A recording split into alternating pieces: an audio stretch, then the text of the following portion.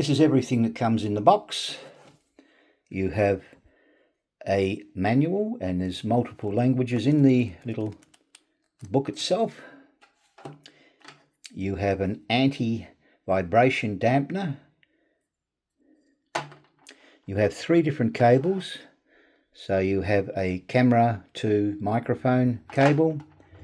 You have an Apple to, again, microphone connector. And this one here is the Android or Type-C to the microphone connector. This is the microphone itself. There's a connector on the end there. It's already got a dead cat fitted.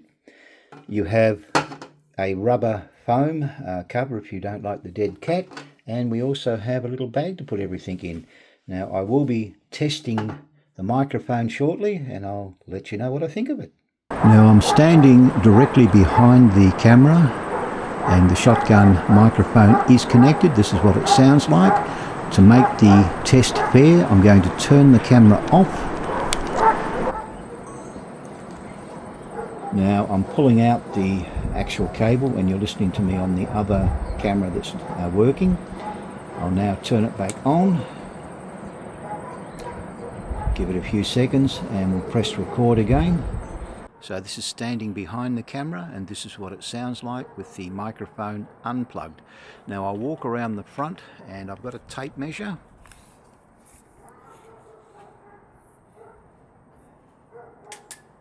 And I've set it to 1 meter, so I am now 1 meter in front of the camera, and this is direct to the camera itself without the shotgun mic.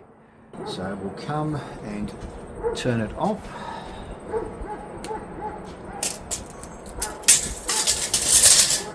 We'll connect the microphone, turn it back on, and start recording. Now I'm 1 meter again in front with the tape touching the tripod itself. So this is what it sounds like with the microphone connected. So hopefully there will be a bit of a difference.